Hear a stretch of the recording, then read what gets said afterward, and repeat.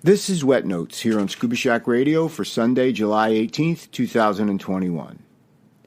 First up today is an update on the upcoming Boston Sea Rovers Clinic.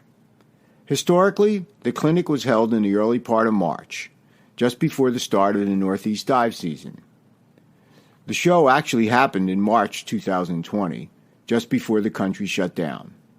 It was probably the last scuba diving show before COVID. It wasn't possible to conduct the clinic in March 2021 as we were still at a high point of COVID-19 spread and infections. So the decision was made to move the show to the first weekend of October in 2021. Fall in Massachusetts. That should be pretty neat. Tickets are on sale now for the Boston Sea Rovers 2-day clinic in Danvers, Massachusetts. Right now, the early bird special is still available. You can attend the daytime Saturday and Sunday clinic along with the Saturday night film festival for $75. You can pick and choose your options, and that's a pretty good deal. Don't wait. Check out the Boston Sea Rovers site for all the details and get your tickets now. Now here's something new to help you with your fish identification. It's something called NameThatFish.com. NameThatFish.com was created by a guy named Jake Easterling, and he is the co-founder of a company called Scubotics. Scubotics' mission is to reduce the cost and time requirements to monitor coral reefs by using artificial intelligence, autonomous underwater vehicles, and citizen science. I guess in the course of this work, Jake developed a database of fish and came up with the idea of taking people's underwater video footage and identifying the fish in the video. If you go to the NameThatFish.com website, you can view a short video on what the finished product looks like. Jake also has a short tutorial on how to make a submission. The site says it will accept .mp4, .mov, .jpeg, and PNG files. The max file size is 100 megabytes and must be at least 720p or higher. Processing time is 1 to 5 days. The more fish, the more processing. The rarer the species, the longer it takes to verify. And if your quality isn't that good, they'll need more time to process. There's a little bit of disconnect on pricing. Jake says in his short tutorial that you can set any price you think is best, but there's also a button that says it costs $3.99. In any event, why don't you just go out and take a look at NameThatFish.com. I recently had a really interesting email come across my desk a few days ago, and it was from Reef Divers. If you are not familiar with Reef Divers, they operate with the Clearly Cayman resorts, Cobalt Coast on Grand Cayman, the Little Cayman Beach Resort, and the Brock Beach Resort.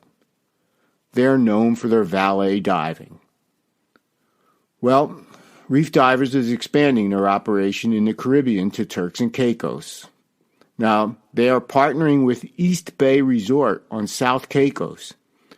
It looks like they plan to be up and running there by late August.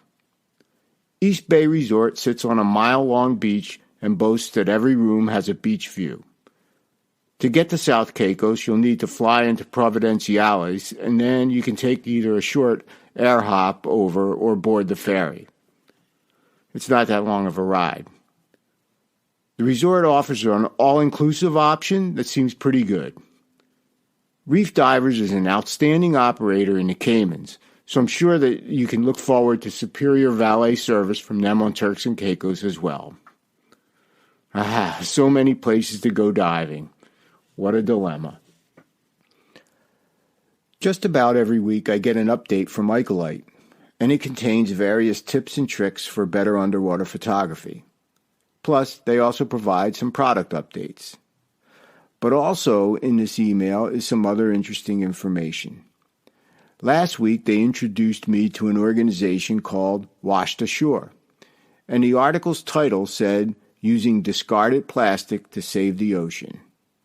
Now, Washed Ashore is a 501c3 nonprofit arts and environmental education organization aimed at bringing to light the world's plastic pollution problem. Well, how? Well, Washed Ashore started by Angela Ponzi, who is a lifelong lover of the ocean, and after the death of her husband from a brain tumor, she turned to the ocean for healing. What she also found was that the ocean needed healing as well. So she turned her artistic talents into creating sculptures that are marine-related using the plastic that is washed up ashore. And they do some spectacular sculptures. I was also amazed by the fact that they have over 14,000 volunteers working with Washed Ashore. These are not small sculptures either. You can check them out at Washed Ashore and take a look at some of their work.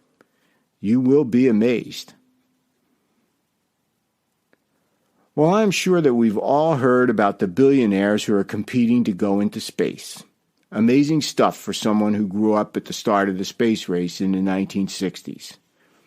But there is also another race going on, and that's the race to build the world's deepest pool.